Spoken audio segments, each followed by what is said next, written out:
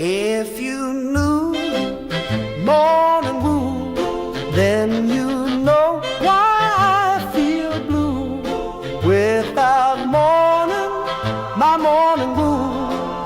Oh, well, I love you, yes, I love you, morning wood. Morning wood, morning wood. Oh, how my heart yearns for you. Oh, morning, my morning wood. Oh, well, I love you, yes, I love you, morning wood. Morning wood, morning wood. Pretty, pretty, pretty, pretty morning wood. Oh, morning, my morning wood. Oh, well, I love you and I need you, morning wood. Rise and shine.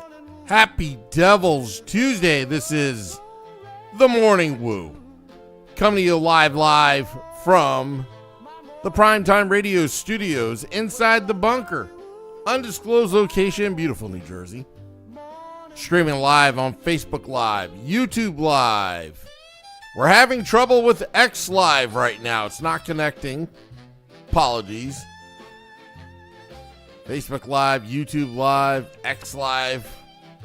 Where else are we on? Instagram Live and Twitch on the Let's Go Devils Network. Getting a little bit of a late start at 7:28 a.m. Eastern, but it seems like there's a lot of people on the YouTube Live. Everyone's excited about tonight's matchup against the Tampa Bay Lightning. Lots of Devils fans going down south to Tampa for that game. I know good friends of the podcast, Arlette, will be there. She's already landed in the Tampa area. Then you've got Ken Danico, good friend of the podcast as well, broadcaster for MSG Networks. We'll see the Devils all day, all night crew outside of Benchmark International Arena, formerly known as Amalie Arena. I wish I could be there. I wish I could be there. But, you know, there will be next time. Oh, I wish I was there. Max says, good morning, Devils Nation. Happy Devils Tuesday to you. Happy Devils Tuesday to Michael Hay. Maria. Nice to catch you in the AM as well. Metalander, happy Devils Tuesday. Tom, happy Devils Tuesday to you. Dubzilla. Everyone filing in into the YouTube Live. It seems like 7:30 a.m. People like. Steve Engel, Mrs. Wu gets first dibs at Morning Woo. Steve Engel, go deliver that mail. It is a chilly morning in New Jersey. It was chilly last night, but I'm feeling it right now. That the Devils they're going to find a way to win tonight against the Tampa Bay Lightning. The Lightning, they've had their struggles this year. They're not as potent as they used to be, but still a dangerous team. Devils have at times had trouble at that arena. But looking at the standings right now, through last night, Devils tied with Carolina with 27 points, but Devils have one game in hand. Carolina has one more loss than the New Jersey Devils. Tampa Bay Lightning, 9-7-2 with 20 points. Devils 13-4-1 with 27 points. Devils must strike first. Take the crowd out of the game. You're going to have a lot of New Jersey transplants at this game. You're going to have a lot of people from New Jersey, snowbirds, coming down for this game. You got the Devils All Day, All Night crew coming down for this game. I expected be a good, decent Devils crowd. The team is 13-4-1. They're looking pretty good despite the injuries. You're going to get reinforcements coming back. Possibly downtown Connor Brown. Could Dougie Hamilton be back? Could Dananoff be back at some point on this road trip? They were practicing. Ethan Edwards called up. Cody Glass on the IR. Retroactive to November 12th.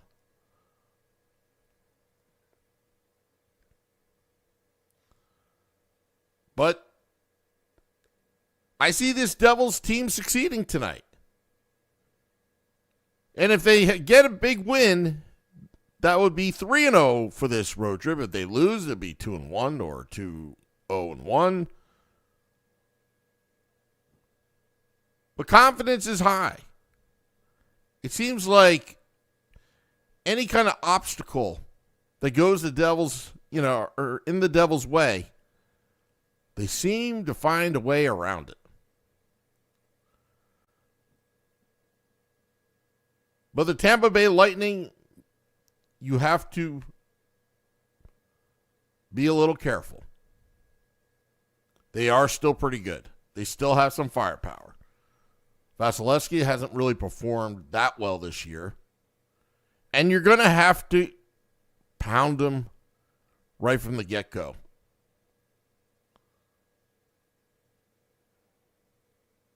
Wimpy says, I plan on going to Philly on Saturday. You know what? I might have to go on Saturday. I got to check with Mrs. Wu if we have any plans, but I may have to go on Saturday. In years past, I would do it at Chickies and Pete's, but my inside guy now works for Xfinity Live. I don't know. Maybe we could do something, but I got to know who would go to that Philly game on Saturday. It's a big deal. Definitely a big deal. But speaking of football, because Max hates kicking football in this weather, it could really sting if you hit it wrong. With all the talk about Jack Hughes being injured,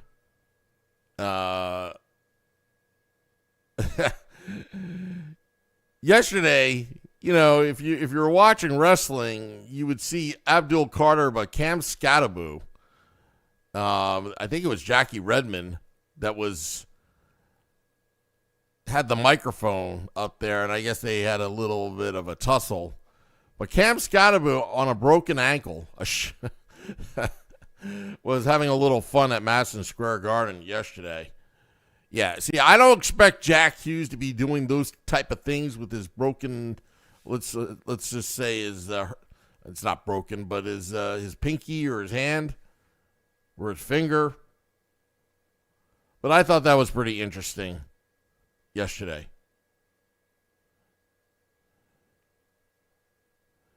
Michael Hayes says, maneuvering players is difficult. It's a good problem to land the right chemistry.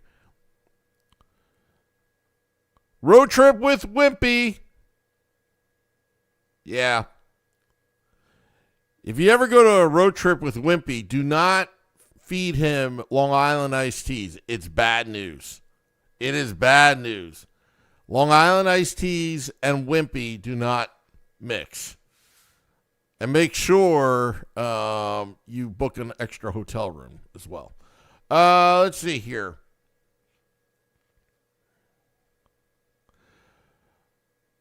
But yeah, it's feeling pretty good. We actually have a new Connor Brown song coming back, but we're not going to release it till after it's official. So it could be today. It could be on the Woo Report today. Our new Downtown Connor Brown song will be released. I've actually played it for Vinny Parisi, Beer Baron. They all love it. Mrs. Wu loves it. It's a good song, Downtown Connor Brown. And I hope he comes back.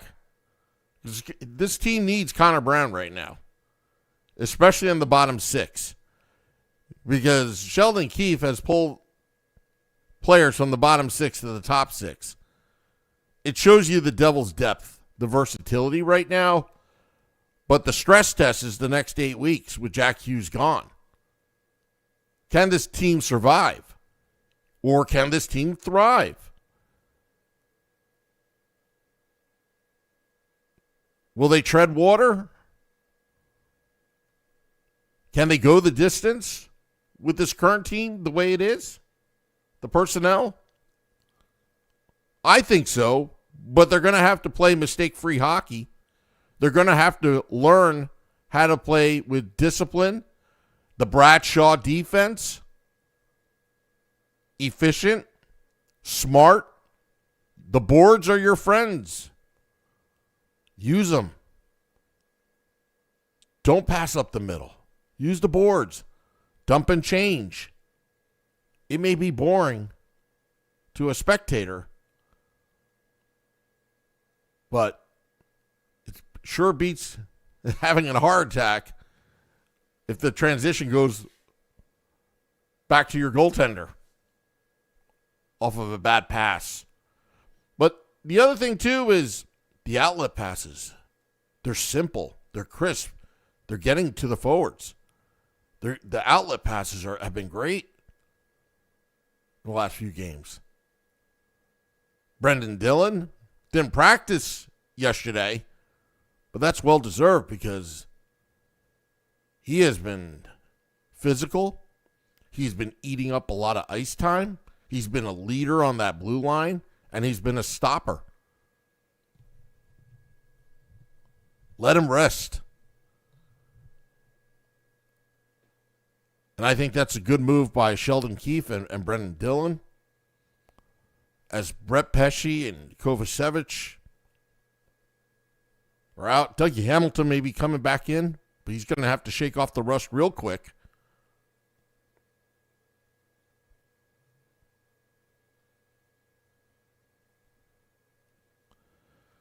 Dubs is like, let's go, reinforcements are starting to come back. Hold the fort, boys. Battle-tested and teams have struggled and have gotten through it. Always perform.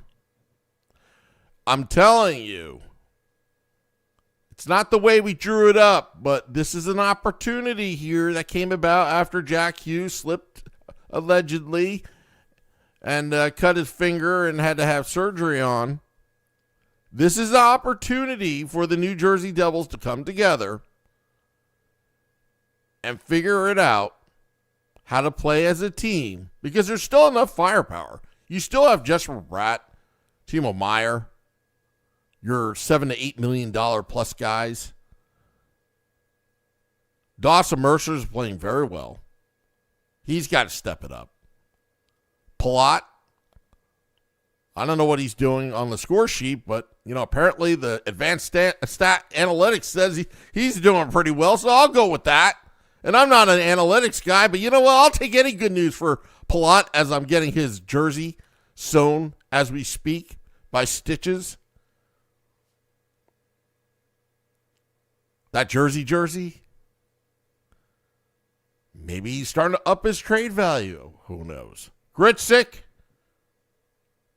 NY Davey said Gritzik should really show what he can do now. He already has. But can he maintain that consistency?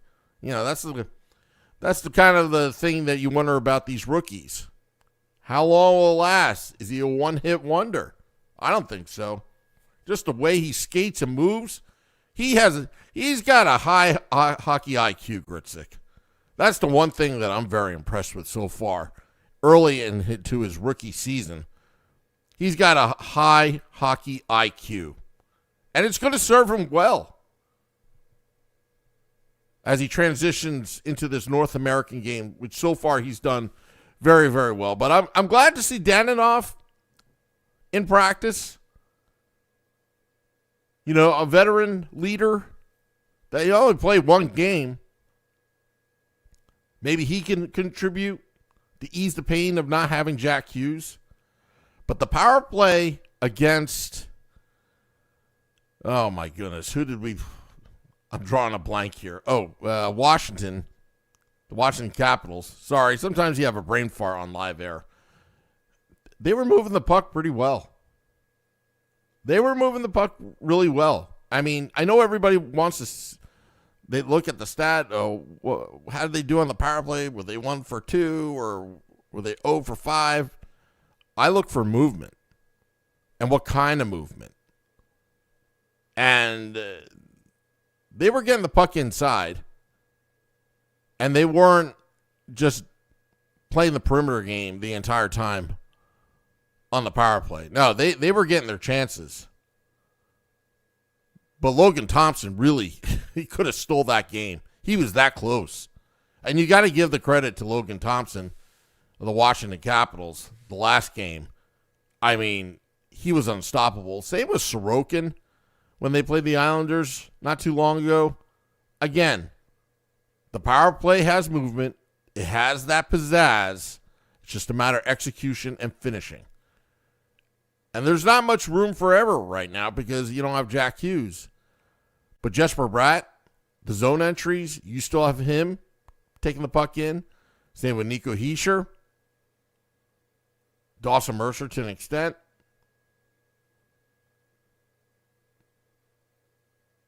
Max says, you roasting Billy Dean last night made me laugh. Him trying to spread rumors was annoying. Yes, Billy Dean of Hockey on Tap. I actually joined the boys on Hockey on Tap last night.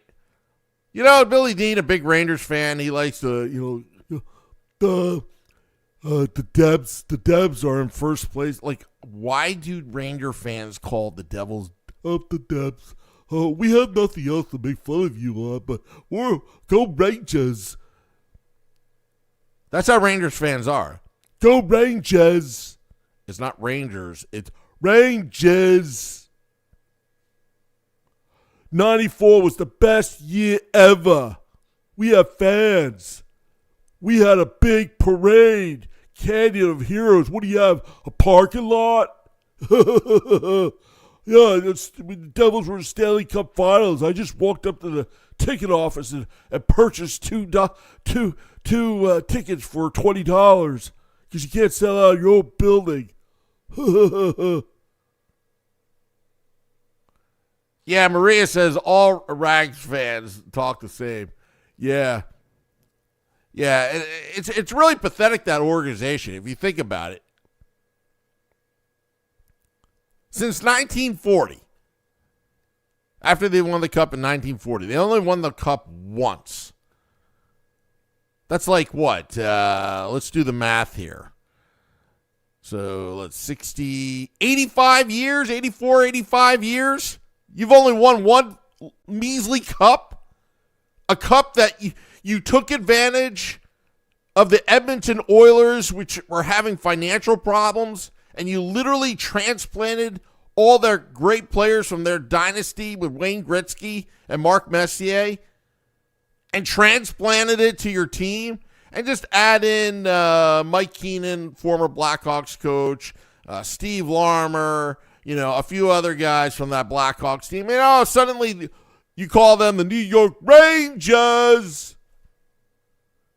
And Marty Brodeur, you barely beat a rookie goaltender in the Eastern Conference Finals. It was that close. The what if Stéphane Richer or Bobby Holik put it in that Eastern Conference Game 7.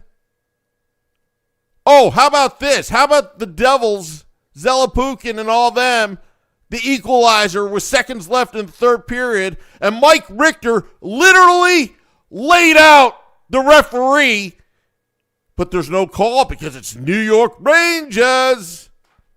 They never get the penalties that they deserve. Ranger fans think that like Gary Bettman has something against them. You've got to be freaking kidding me. Gary Bettman's giving you so many mulligans and favored that franchise for so long.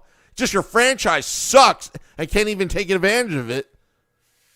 If you don't believe me, look how many freaking cups have won. None. I don't know how this became a New York Rangers bashing. But I'm on a roll right now. So Billy Dean, if you're hearing this right now, this is not WFAN, except for Danielle McCartan. She's the only, Evan Roberts and Danielle McCartan are the only ones I really like on that channel. But that bonehead, hey, it's Joe Beningo, 660 Sports. Let's talk about the New York Rangers. I don't really know much about hockey except for in 94, we had a big parade. Lots of fans, millions of fans in downtown Manhattan. Devils, they're just a disaster. It's a disaster for the National Hockey League that they have no fans. The Devils, I mean, you get the Devils, the Islanders. Back in the day, you had the Whalers and the Flyers. Devils don't have any fans. I don't understand how they're winning. But the 94 Rangers, Mark Messier, best captain ever.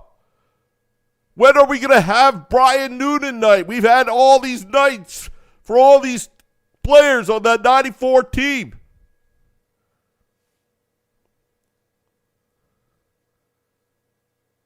All right, Dubzilla, let's just go change to back to the Devil's Mojo. Just got off track there. Sometimes you get off track, you just got to get back on track and just don't worry about what just happened.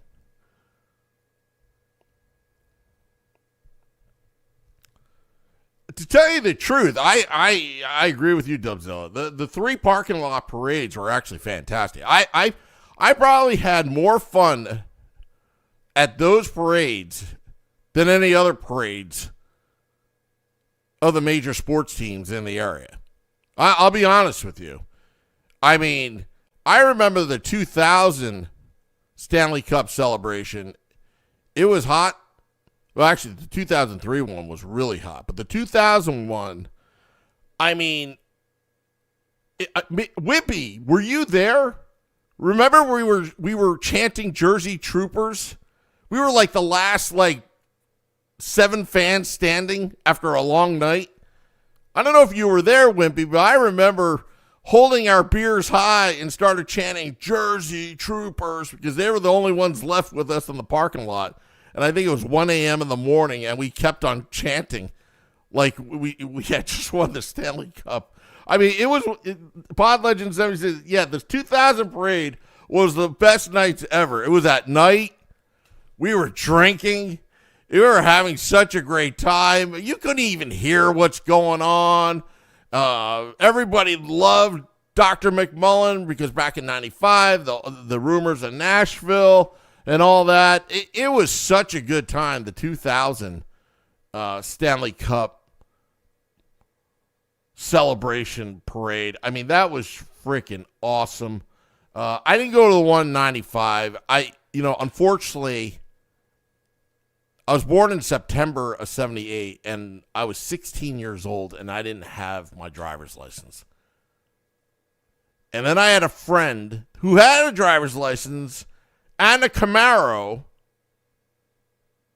but he had a girlfriend that year, so he had to spend time with her, and I couldn't go to Game 4 of the Stanley Cup Finals, nor the parade. Just for the record, he's no longer my friend anymore, but for other reasons.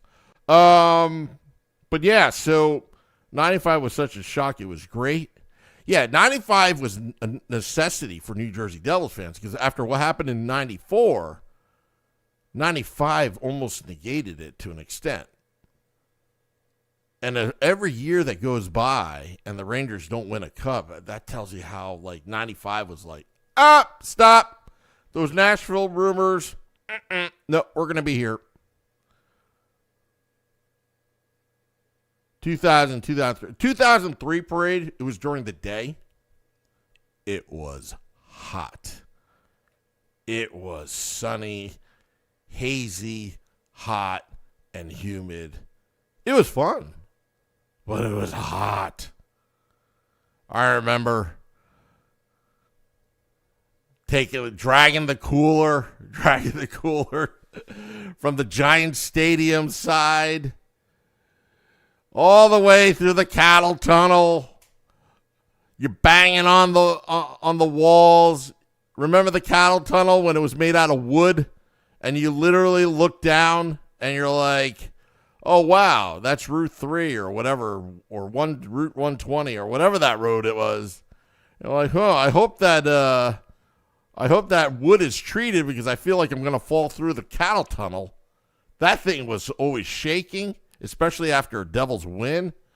And then you sometimes there'll be a traffic jam at that cattle tunnel, and just like the Lincoln Tunnel and Holland Tunnel, and then because it's a cattle tunnel, people would be like, "Move!" You remember that? Pod Legend 2000 was special. It was the last 2 days before I graduated high school. You are special, Pod Legend. Yeah, I think I turned 20. I was 21 or 22 at the time. So you could finally legally drink. Legally. And then you go to, I always used to go to the Krausers nearby on that Meadowland Parkway. You buy the booze. I hated Sunday games because they couldn't sell alcohol to a certain time.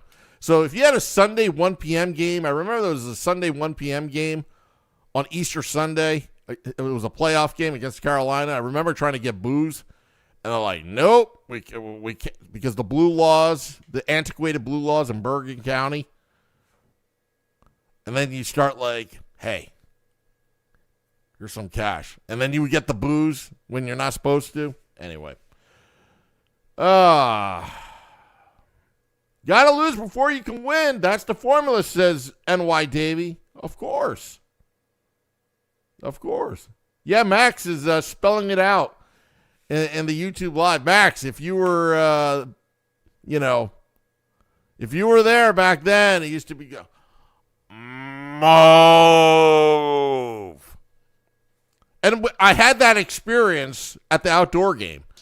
Shorts Guy and I actually went back to the cattle tunnel and did the same exact thing just because we can, or we could. It was pretty cool, actually. 2000 Game 6 versus Philly was super intense. Wimpy, you and I used to tailgate in the parking lot with, I think it's Rivera, Ferris, all those guys, if you remember. And I was just like a newbie. Like Wimpy was like a regular there. And here I am like a newbie Devils fan. Hi, Wimpy. My name is Sam. I'm a big Devils fan. Not that I talked like that when I was 21 years old. But we used to tailgate together. And I remember after Game 4 in that Eastern Conference series in 2000, I was so mad. I had Flyer fans stepping on my feet, screaming in my ear at my seats. I wanted to punch every single one of them. And I was just getting so mad. And thinking, being like a young buck back then, you have the testosterone, you've got an ego, you wanted to just pummel one of these guys. I remember in Game 4, I was going at it with the Flyers fan. And I was ready to drop the gloves. And Wimpy, you were there, and I don't know if you remember it.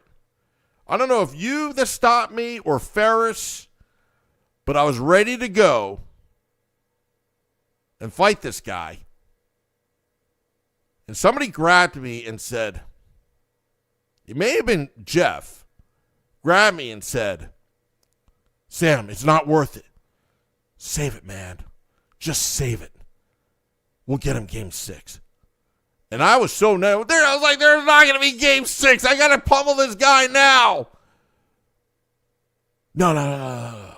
There's going to be Game 6. Save it. Somebody whispered in that, I swear to you, in my ear. And I said, all right. And I walked off all angry because it took a lot to not fight that guy. Because I was really mad. And Wimpy, you had to have been there. It wasn't you? Okay. And I remember Jeff was like, oh, come on, man. We got 3 more games. I was like, we're not going to win. We're not going to win. And, and again, alcohol was involved as well back in those days, when I used to drink. And then this is what I told my friend Jeff. I said, if the Devils come back and beat the Flyers and win in 7 games and go on and win the Cup, I'll dress like Marty Brodeur on opening night. Swear to God I said that. And guess what happened? That's how the whole dressing like Marty Brodeur, that's how it began. In the parking lot, Game 4, Eastern Conference Finals in 2000. Swear to you. If you don't believe me, ask my friends that were there. But apparently Wimpy doesn't remember that night. But then again, Wimpy had a lot to drink that night, I'm sure. But yeah, they were giving it to us. And then Wimpy, if you remember Game 6, which was also pretty funny, Game 6, I brought the Lindros voodoo doll. Because remember back then, Lindros had his concussions and all that, and then he came back. But his jersey prices, because I went to Penn State, in the sporting goods store, his jersey prices, like the Lindros jerseys, plummeted to the point they were like $30 or $40 to get one. So I got one. And I remember we had a Lindros jersey, voodoo doll. We beat the hell out of it. And we did that on TV, like live TV, because you had the Philadelphia ABC affiliate. We were actually on TV beating this doll. And the C on the jersey, because he was the captain at one point, Lindros, it had C. And somebody, one of the guys in your crew, Wimpy, took a Sharpie and wrote concussion under that C down the jersey, and then we were beating the hell out of it. I'm sure we have pictures of that. But anyway, Maria says, yeah, folks, keep telling me Flyer fans worse than Rag fans. How is that possible? No, Flyer fans are a bunch of animals. I'm going to tell you that. Ranger fans, to their credit, they know where that line is. They cross it knowing where that line that you don't cross. Flyer fans don't even know that there is a line. They're just a bunch of animals. I'm telling you. They are seriously a bunch of animals. All right? There is no limit with these Flyer fans. I mean, heck, the Eagles win the Super Bowl, and one of their fans eats horse crap from a police, horse, Philly is a different animal, okay? Both the fans, the Ranger fans and Flyer fans, they're both, but we're talking back in the day. But once the Devils moved to Newark, for whatever reason, all the vile Flyer fans, I guess, got scared and they don't come up anymore with their mobile homes for whatever reason. Yeah, Flyer fans always fought you. Ranger fans are just annoying. Yeah, I think honestly, again, I don't condone this behavior. I know we have a lot of young fans that listen to this podcast, especially guys friends that I went to high school with. They're like, yeah, Sam, I didn't realize my kid is listening to your podcast. But anyway, yeah, back in the day, anytime it's Devils Flyers, we used to call it body armor night back at the old Meadowlands, because literally you were expected to fight. It's usually breaking up a fight, for whatever reason. But yeah, the younger fans are more accepting of visiting fans in their building nowadays. Wimpy is correct. There's the thing called tolerance right now. But back in the day, 25 years ago, there was no such thing as political correctness. A lot of things back in those days, it was just universally accepted. And even with the Flyer fans and Ranger fans, if you ever get in a fist fight with them, it was like, okay, all right, boys will be boys, and then you just leave. And then one time, oh my goodness, I'm not even proud of this story, but I had a Flyer fan, a woman. If she was a woman, I thought she was a woman. She spit on me, like literally spit on me, like in my face. Flyers. And then, my in my infinite wisdom back, I don't know even if I should even tell this story, but in my infinite wisdom back, without even thinking, I'm not going to even tell that story. Maybe I'll tell that story at American Whiskey off air. There's the cliffhanger. Wimpy says, no, Sam, they passed it. They drove up to the Meadowlands instead. Just stayed there and drank a case of Old Milwaukee. Yeah, I mean, I used to drink OE. We used to drink 40s. Actually, this was a tradition, Wimpy, if you remember. When Marty Brodeur would get his 40th win, we would whip out the 40s out in the parking lot in celebration. Steel Reserve, OE, and gnawing on turkey legs that were on sale at ShopRite. Maria wants me to tell the story. All right. You want the story? All right. So, anyway, you want to talk about having good friends. So, it was a Devils Flyers preseason game back in 2002, okay? Preseason game. And for whatever reason, I guess the Flyers won maybe that game. And, and I'm going back and forth and I'm yelling, I think I was yelling. I think what set off the powder keg was I was telling, because there was a Flyer fan, that woman I was talking about, and there was this her boyfriend. It was an inter-team relationship with a Devils fan, but I didn't see him. And this woman, I think she was a woman, was wearing a Flyers jersey. And then I'm drawn back, and then I think I called her inbred. Or something like that, do you kiss your brother? That old thing. And then I start chanting inbred Flyers, and then she goes up to me, right to my face. She goes, "Go Flyers!" But she spit all over my face, and like a dumbass, without even thinking, I go, and hocked a big loogie. But I didn't spit in her face. It landed on the crest of her Flyers jersey.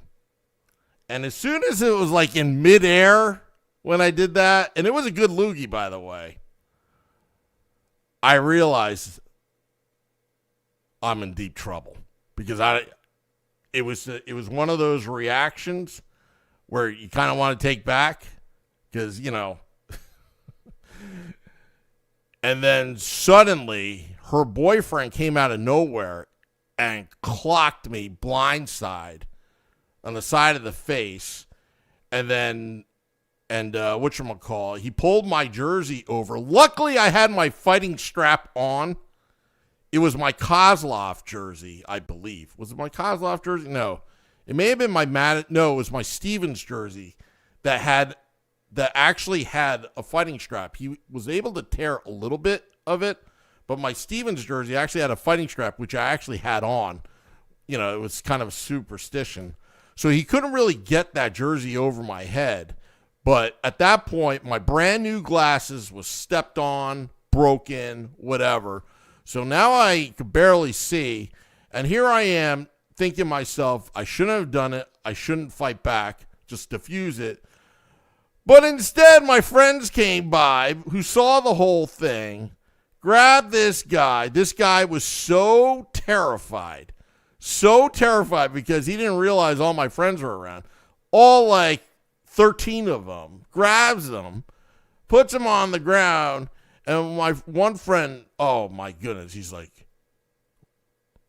Do you really want to do this? Do you really want to do this? Like, oh no. He spit on my girl. And he put the fear in God, and I was like, yeah, she had a boyfriend, Maria. Yeah, it was a Devils fan. It was an inter-team relationship. Because, I don't blame the guy for clocking me because he's defending his girl. I understand that. I was in the wrong there. But she spit on me first. But I'm still in the wrong there. So it's a life lesson, I'm not really proud of. But, and then I was so mad. I was like, oh, let's tie him up to my Jeep and let's drag him in the parking lot. Then he got really scared, and then we let him go. He was all scared and all that kind of stuff. But yeah, that's what used to go on in the parking lot. Yeah. Dubzilla said, oh, Sam, tell me not so. A woman? I was like, I wasn't sure, though. That was the problem. I wasn't sure. I'm assuming she was, but, again, I wasn't sure. Eat a salad chance and yeah, the eat a salad chance, yeah. But yeah, so that's one of the fights that I used to I got into back in the day. I don't even know why I'm talking about. We're like at 42 minutes here on the Morning Woo, telling stories. I don't know how we got off track there. But Ted wants GoFundMe for plastic cups for Jack Hughes. Yeah, so hopefully I hope you guys like that story. I would normally tell it at American Whiskey. Max says, I believe X is down, Sam. That's why X Live wasn't working. Okay, well, thank you. Because I guess the people on X will not get to hear a story how, I spit on a Flyer fan. But she did it first. She did it first and right in my face. And that's not right either. I mean, then again, I don't think I kind of provoked it when I called her inbred. And yeah. Anyway, spicy episode. Yep, here on the Morning Woo. So I hope you, are you ever on track on the Morning Woo? Question mark. Says Pod Legend 76. Well, that's the whole goal of the Morning Woo. It's for your morning commute. I mean, it's better than listening to WFAN CC Sport 101.9 FM.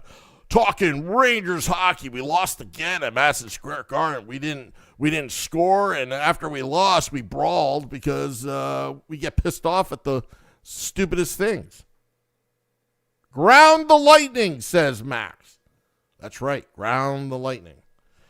All right, so what did we learn today? Do not start fights in parking lots. Do not spit on people. We gotta. It's all about good juju. Although after that incident, the Devils did go on and win the Stanley Cup that year.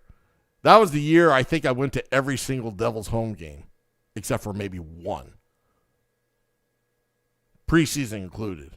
That 2002-03 season. That was like one of the best times of my life, that season. Just the parking lot. We would have theme nights, so like if Nashville came into town, it was called Redneck Night. We'd bring in like hay to sit on in the parking lot tailgating. It was good. It was a good time. Max says that brawl was awesome and definitely warranted because the Red Wings doing the score after the final buzzer thing, whatever.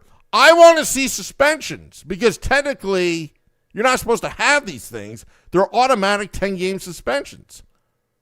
But they won't do that to the Rangers. Rangers! Let's see. Listen to Freeman's podcast. I think Jack's going to be out way longer than 8 weeks. Jay Snow. Hey. 6-week mark, which concerns me that they said that. Let's see where he's at. Hopefully there's no complications. Hopefully he doesn't pull a Cam Scataboo and fighting WWE wrestlers or whatnot in front of Jackie Redmond. We got to get Jackie Redmond on. Paris conspiracy continues. I believe it's real. Yeah, it's real. I mean, back in the day, back in high school when he played, he was 6'6" as a sophomore at Del Barton. It was totally cheating, having him play. And then I guess he went off to Princeton. I mean, I'm happy for him that he made it to the NHL. It's an amazing accomplishment. But he had to have been a Rangers fan. Just the way he rules things, especially the whole Matt Rempe saga. I can imagine if he was the player director of safety or whatever they call it, when Sean Avery played. But he was still playing in the National Hockey League. Anyway, getting out of here. Ted says Simone Nemec is finding his groove, making his mark. Yes, he is. All right. So the ceremonial sip. You, the Devils fan, hang in there. Don't fight anybody, especially after they spit on you, and just walk away. That's what I learned.